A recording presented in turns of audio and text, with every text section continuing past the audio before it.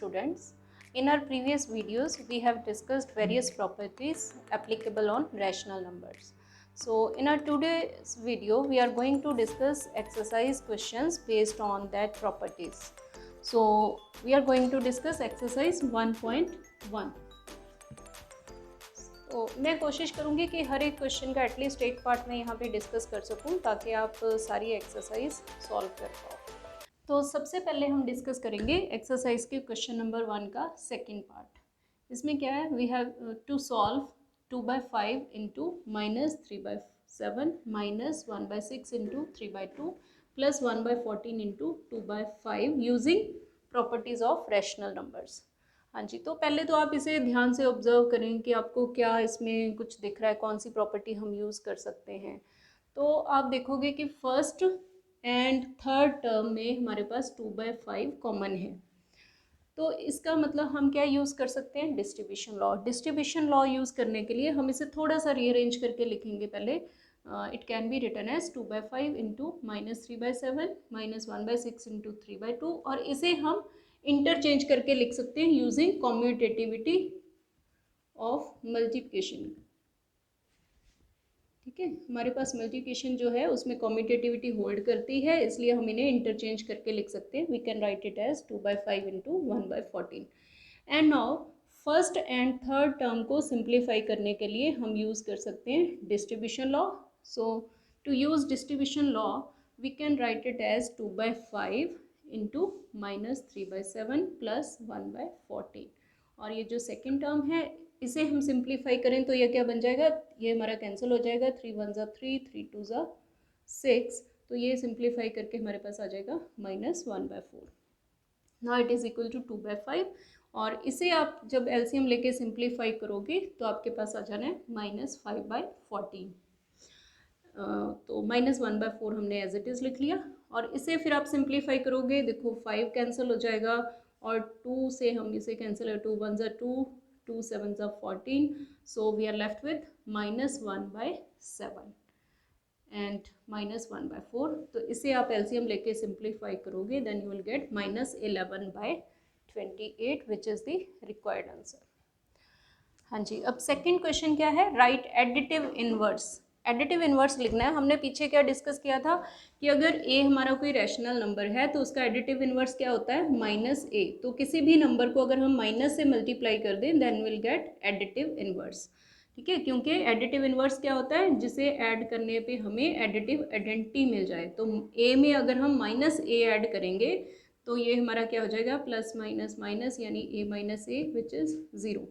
तो सिंपली आपने किसी भी नंबर का एडिटिव इनवर्स लिखना है तो क्या करना है, उस नंबर को माइनस से मल्टीप्लाई कर देना है।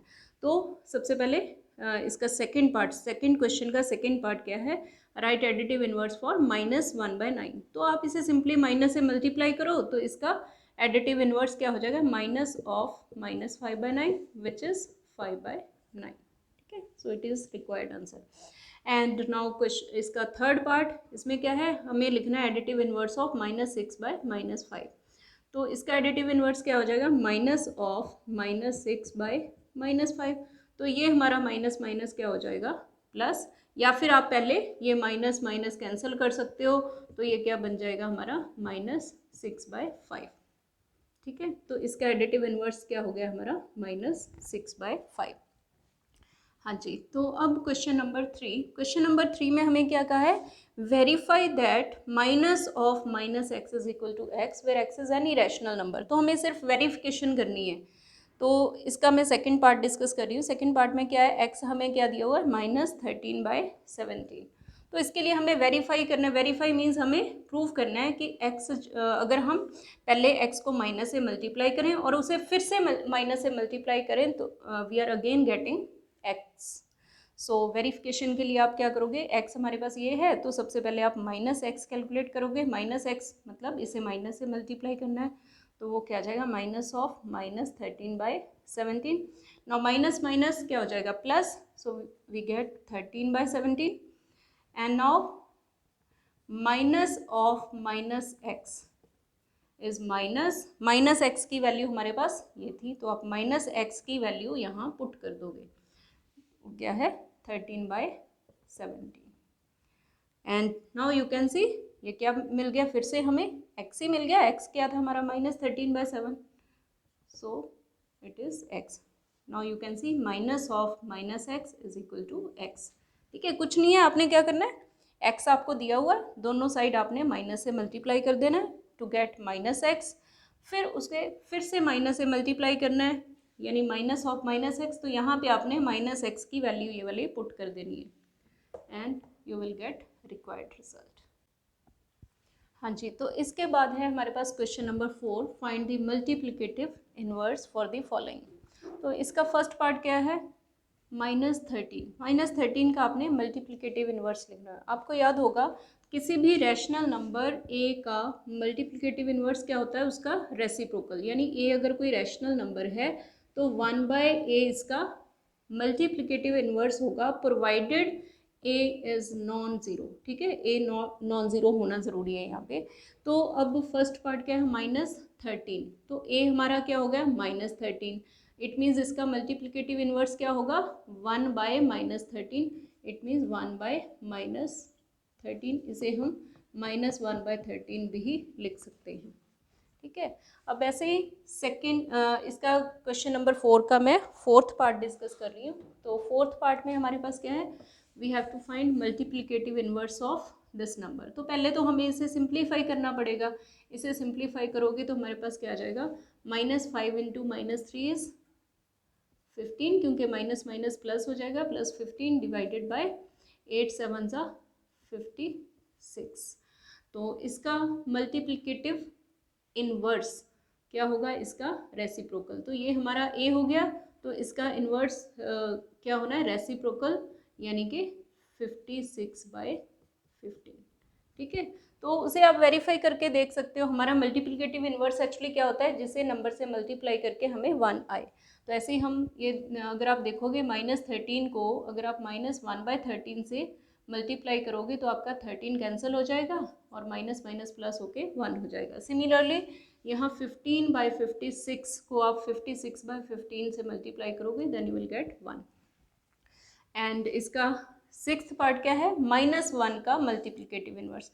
-1 का मल्टीप्लिकेटिव इनवर्स क्या होगा, इसका reciprocal, that is 1/-1। Now it is again equal to -1, it means -1 का मल्टीप्लिकेटिव इनवर्स क्या है, -1, क्योंकि -1 को जब आप -1 से मल्टीप्लाई करते हो देन यू विल गेट 1। सो ये भी एक ऐसा रैशनल नंबर है जो अपने आप का इनवर्स है।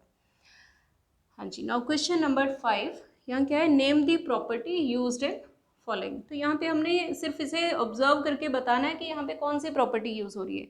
हाँ जी, फर्स्ट पार्ट क्या है, -4/5 × 1 is equal to 1 × -4/5।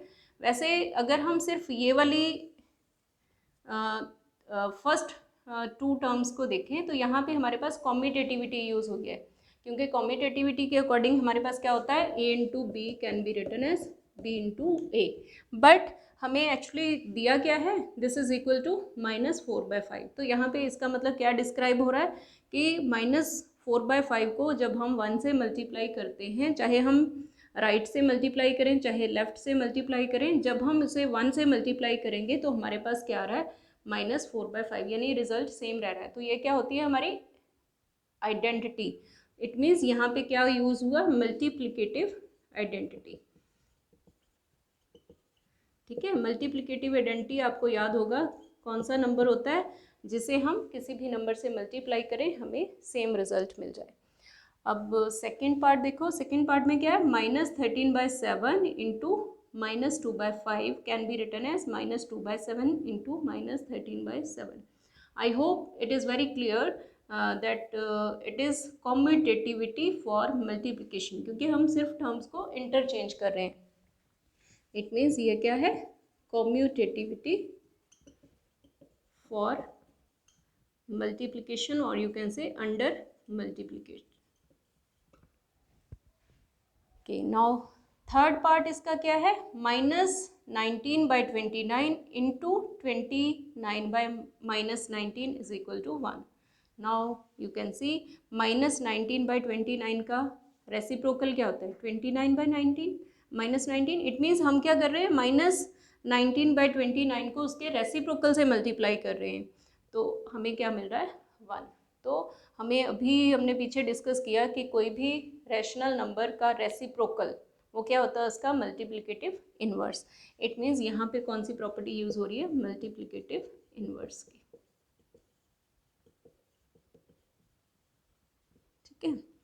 Now question number 6, multiply 6 by 13 by the reciprocal of -7 by 6।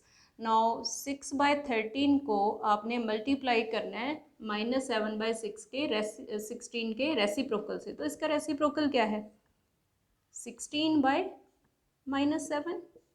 बस सिंपली आपने इसे मल्टीप्लाई करके लिख देना है। 16 6 जा 96 डिवाइडेड बाय 13 7 जा 91 एंड एक नेगेटिव साइन आ जाएगा हमारे पास। ठीक है, तो इसे लिख सकते हो आप -96/91 विच इज़ द रिक्वायर्ड आंसर।